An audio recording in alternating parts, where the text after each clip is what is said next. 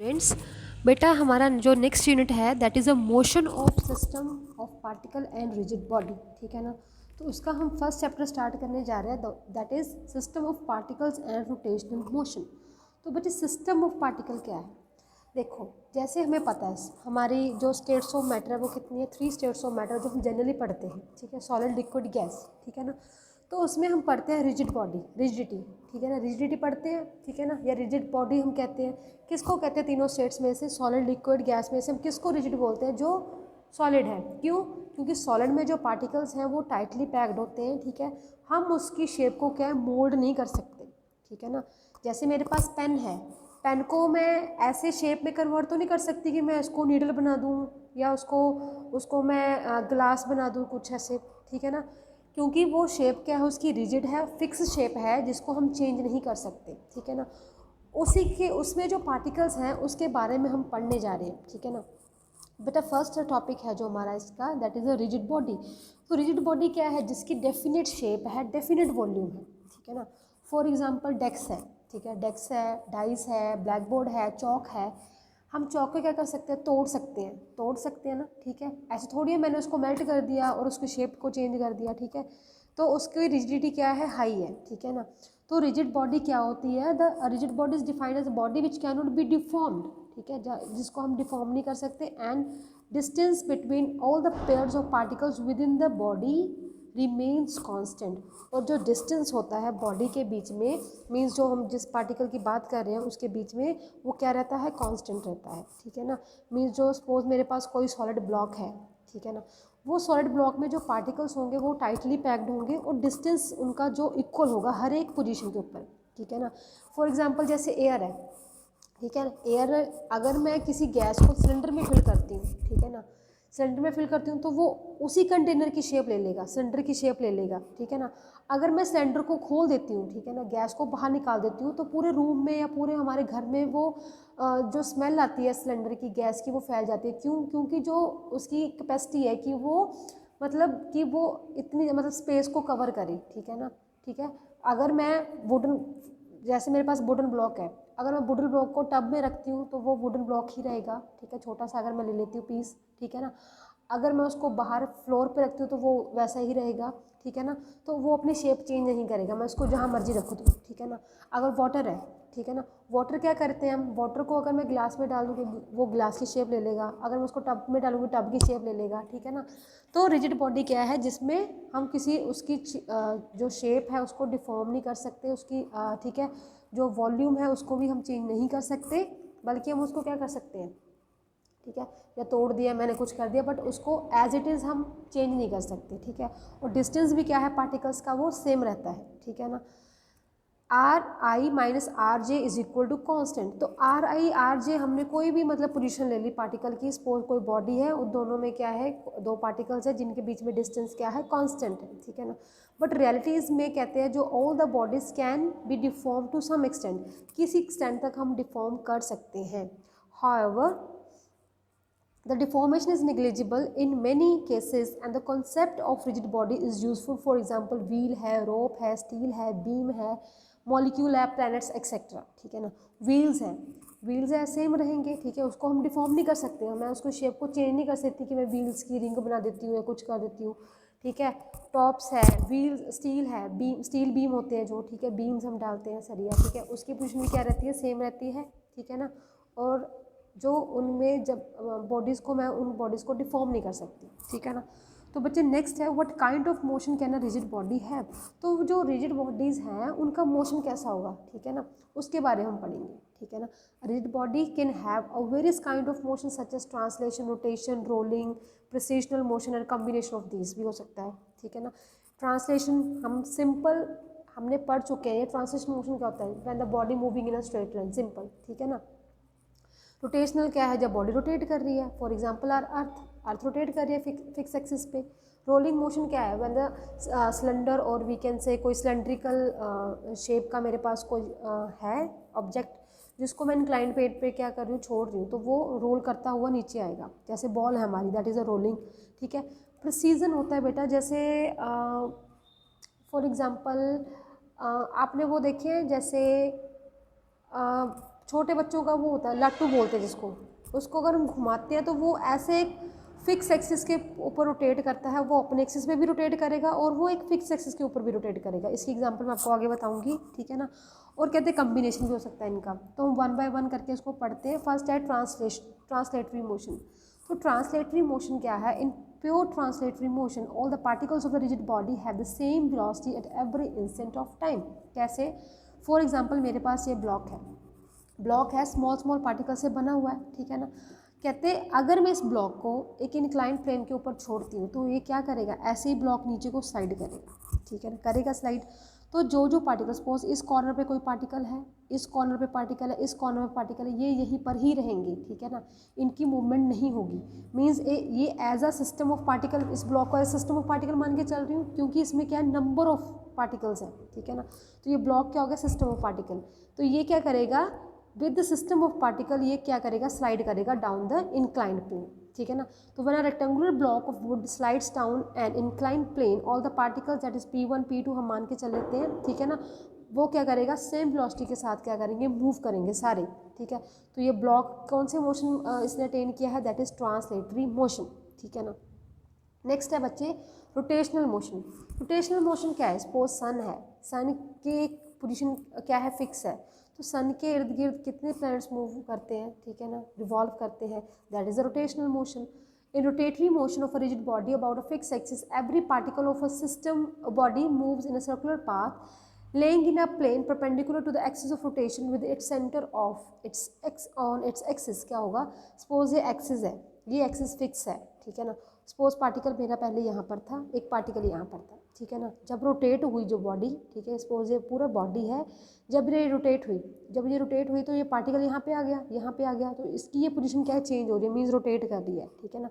For example अर्थ क्या करती है? रोटेट करती है सन के इर्द गिर्द, ठीक है ना, ठीक है ना। ऐसे और सारे प्लैनेट्स हैं, मार्स है, ठीक है, यूपिटर है, सारे क्या है? रिवॉल्व करते हैं, ठीक है ना। This is example of the rotational motion, ठीक है। तो नेक्स्ट है बच्चे रोलिंग मोशन। रोलिंग मोशन का क्या मतलब है? रोल, फॉर एग्जांपल मेरे पास कोई रिंग है या सिलेंडर है, उसको अगर मैं ऐसे रोड पर कह लो, रोड पर अगर मैं उसको रोल करवाती हूँ, मीन्स उसको मैं ऐसे बॉल है, बॉल का भी क्या है? रोलिंग मोशन है। क्यों? क्योंकि वो खुद भी रोल कर रही है और आगे भी जा रही है, ठीक है ना। कैसे? इसमें क्या होगा? देखो सपोज सेंटर में एक पार्टिकल है, ठीक है ना, बाकी सभी जगह पे पार्टिकल्स है, सेंटर में भी होगा। बच्चे जो सेंटर में पार्टिकल होगा उसका कौन सा मोशन होगा? Only translatory motion. क्यों? क्योंकि वो तो सेंटर में ही है ना, ठीक है। जो पार्टिकल सेंटर में है वो सेंटर में ही रहेगा, ठीक है ना। जब ये रोल करेगा वो पार्टिकल सेंटर में ही रहेगा, तो सेंटर वाले पार्टिकल का मोशन कौन सा हो जाएगा? Rolling motion. बट जो उसके इर्द गिर्द जो पार्टिकल्स हैं, ठीक है ना, जो पूरे इस बॉडी में पार्टिकल्स हैं, उन सब का कौन सा मोशन हो जाएगा? रोलिंग, ठीक है, रोटेटरी मोशन हो जाएगा। क्यों? क्योंकि सपोज एक पार्टिकल यहाँ पर था, अगर ये रिवॉल्व कर रहा है, ठीक है ना, रोल कर रहा है, ठीक है ना, मैं आपको दिखाती हूँ, ठीक है।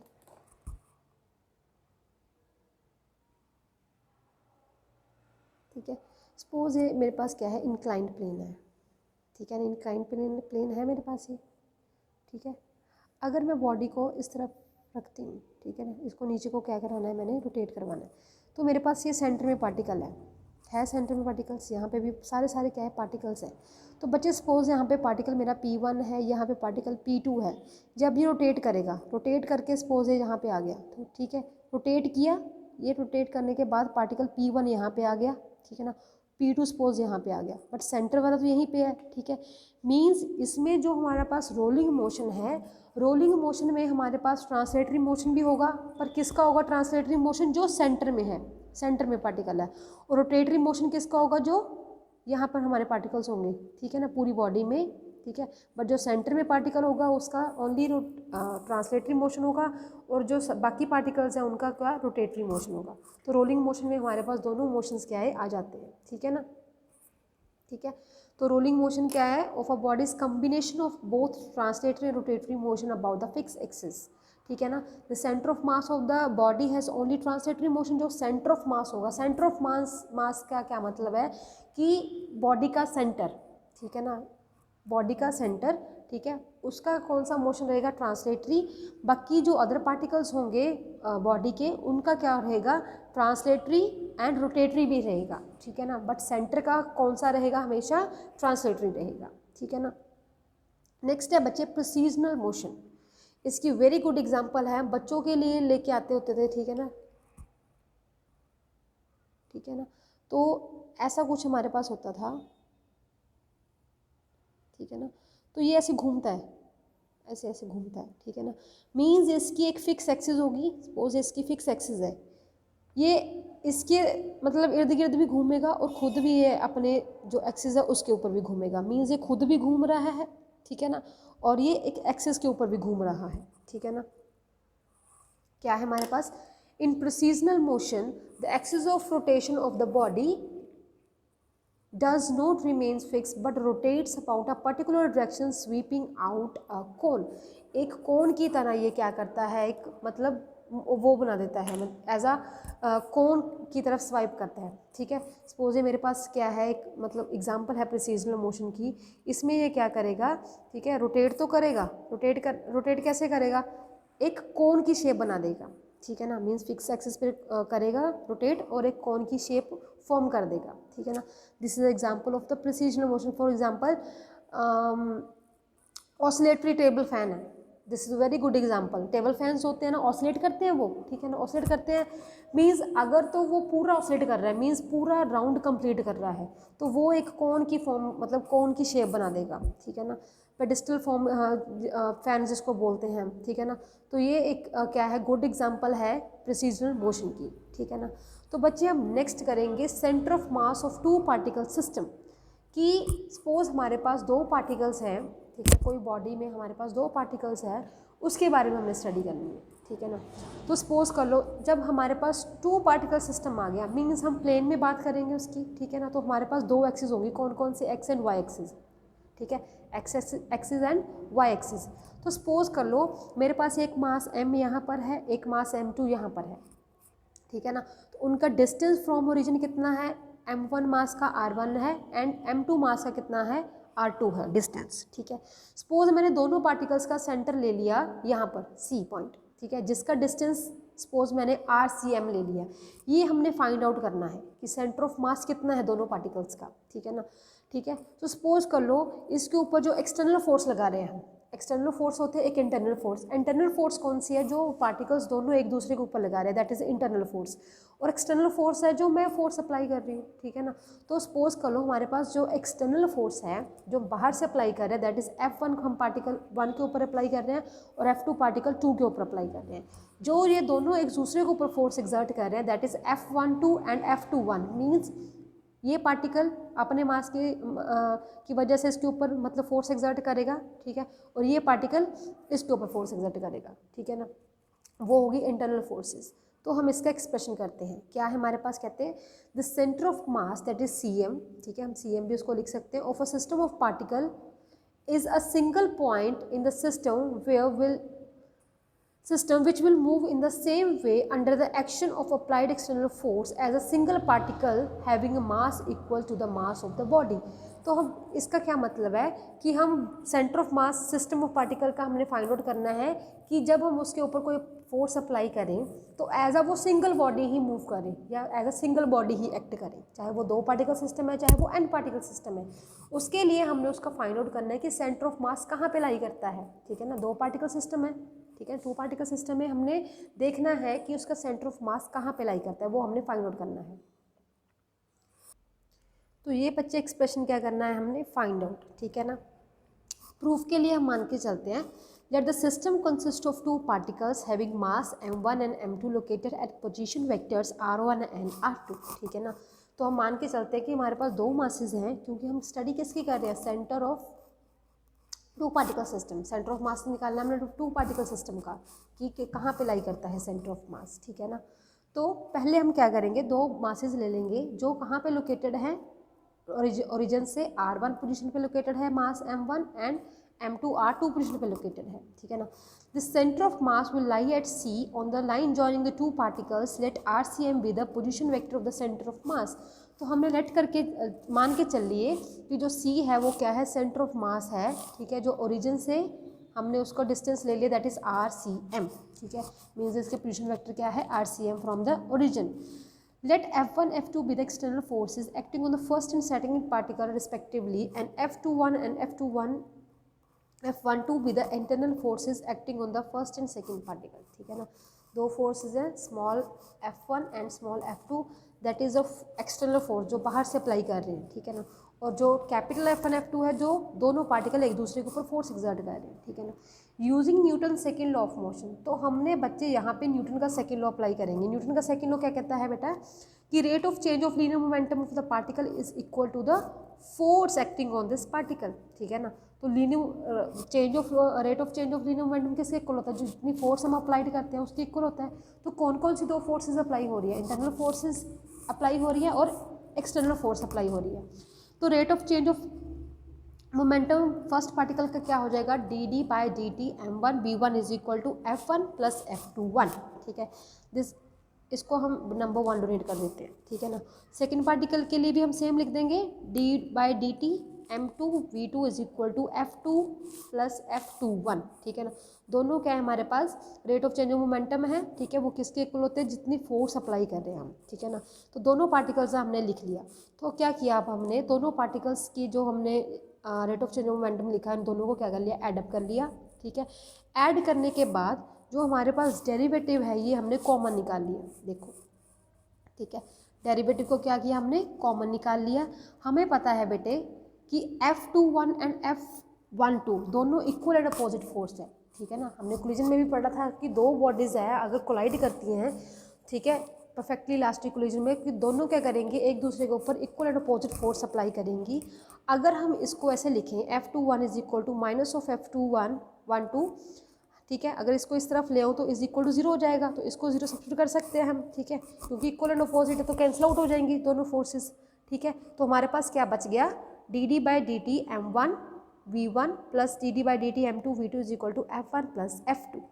तो बेटा इसको क्या लिख सकते हैं हम, with respect to position vector. अब अगर हमें लिखना है तो वेलोसिटी को क्या लिख सकते हैं हम, change of position with respect to time, यही होती है ना वेलोसिटी, ठीक है ना, कि पोजीशन चेंज हो रही टाइम के साथ, दैट इज अ वेलोसिटी। तो वेलोसिटी को हमने लिख लिया dr बाय dt, ठीक है। तो this expression will converted as m1 dr1 by dt plus m2 dr2 by dt और f एक्सटर्नल, क्योंकि दोनों फोर्सेस क्या हैं, ठीक है, जो एक्सटर्नल फोर्सेस उसको हमने f एक्सटर्नल लिख लिया कि एक्सटर्नल फोर्सेस जो उसके ऊपर अप्लाई हो रही है, ठीक है ना। टोटल एक्सटर्नल फोर्स मीन्स, ठीक है। अगर बेटे हम डेरिवेटिव को क्या है कॉमन निकाल लें दोनों तरफ से, तो हमने यहाँ पे क्या करना है, डेरिवेटिव को कॉमन निकाल लेना है, ठीक है ना। डेरिवेटिव को कॉमन निकाल लिया हमने, ठीक है। तो यहाँ पे हमारे पास क्या आ गया, M1R1, ठीक है, derivative of M1R1 plus T D of D T derivative of M2R2 is equal to F external. F external बेटा जो हमने टोटल फोर्सेज F1 और F2 ली है, ठीक है ना, this is the total external force acting on the system of two particles, ठीक है ना। तो अब क्या किया हमने, इस डेरिवेटिव को भी बाहर निकाले, तो हमें हमारे पास क्या आ गया, डबल डेरिवेटिव आ गया, ठीक है।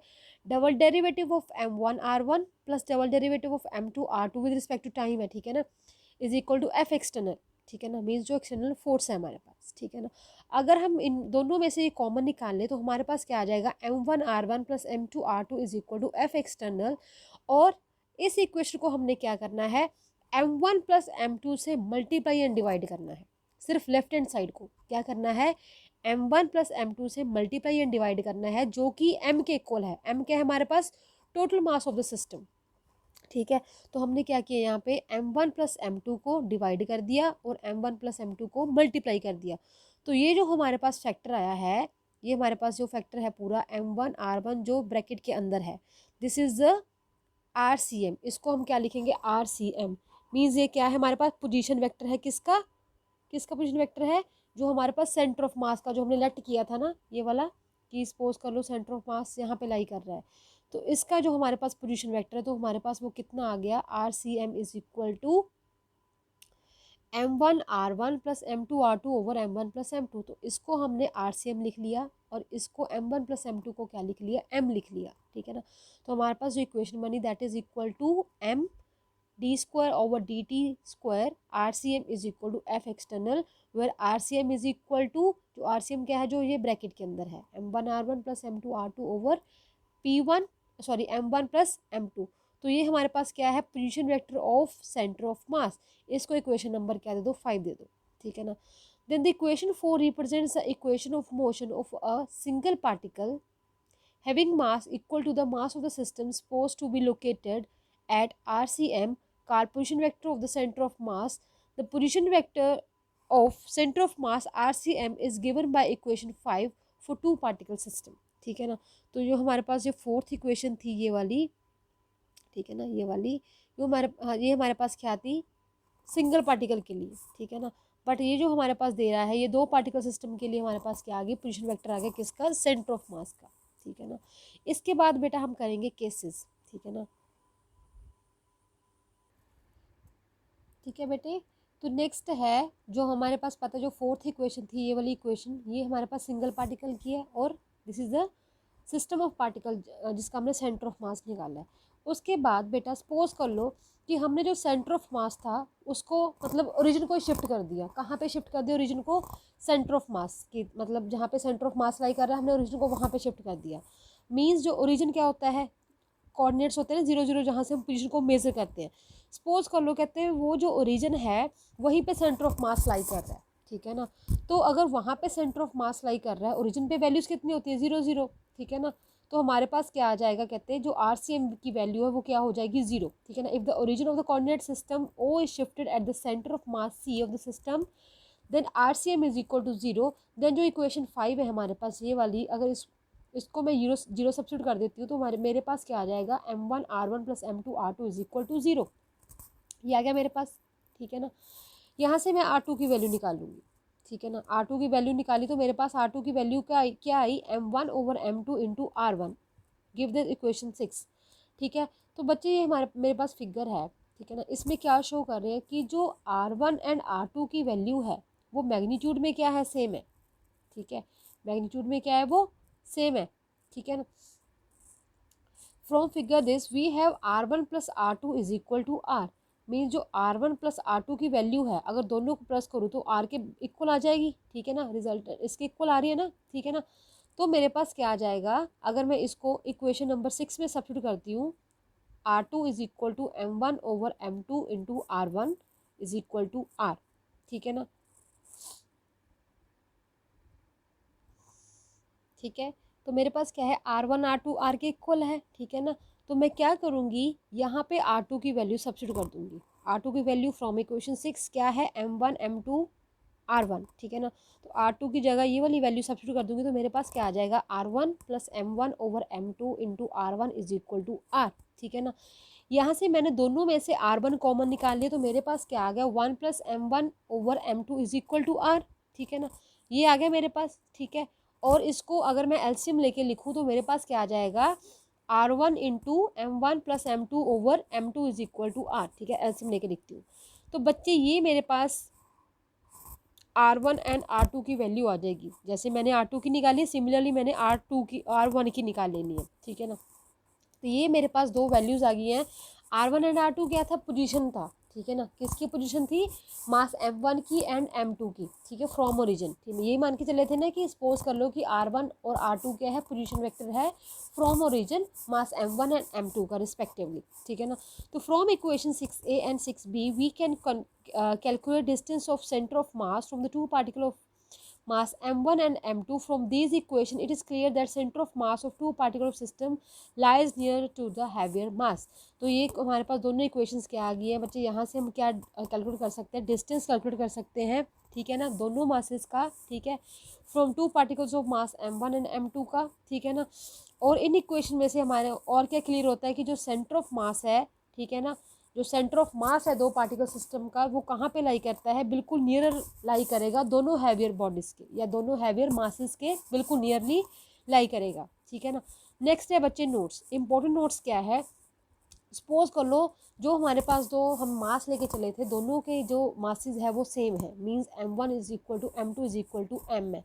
तो अगर हम इसको इक्वेशन 5 में सब्स्टिट्यूट करें, इक्वेशन 5 में सब्स्टिट्यूट कर दें, M1 M2 की वैल्यू को MM सब्स्टिट्यूट कर दें तो हमारे पास क्या आ जाएगा, R1 प्लस R2/2। कैसे, क्योंकि यहाँ से हमने M कॉमन निकाल लिया, नीचे क्या आ गया 2M, तो एक M के साथ नीचे वाले m के साथ ऊपर वाला m कट आउट हो गया, ठीक है। तो नीचे हमारे पास क्या बच गया 2, ठीक है ना। तो ये हमारे पास क्या एक तरह अर्थमेटिक मीन आ गया, क्योंकि अर्थमेटिक मीन होता है ना, ठीक है ना। Hence the position vector of the centre of mass is the arithmetic mean of position vector of individual particle. किसके इक्वल आएगा कि जो पार्टिकल्स का अर्थमेटिक मीन है उसके इक्वल आ जाएगा जो हमारे पास सेंटर ऑफ मास की वैल्यू है, मीन्स पोजीशन है जो सेंटर ऑफ मास की, ठीक है ना। अगर दोनों मासेस क्या है सेम है, ठीक है, अगर दोनों मासेस सेम है तो जो हमारे पास जैसे 2 पार्टिकल सिस्टम है तो दोनों पार्टिकल्स का अर्थमेटिक मीन के इक्वल होगा, ठीक है ना। नेक्स्ट है बच्चे, जो पोजीशन है सेंटर ऑफ मास की वो किस पे डिपेंड नहीं करती, कोऑर्डिनेट्स पे डिपेंड नहीं करती, ओरिजिन पे डिपेंड नहीं करती, ठीक है ना। Then equation 5 is a vector equation can be resolve into 3 components given by.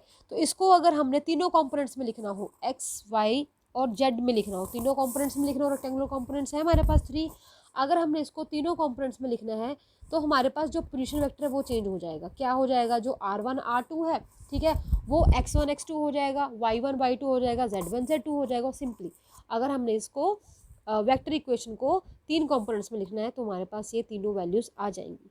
तो ये था बच्चे हमारे पास centre of mass of 2 particle system के लिए, ठीक है।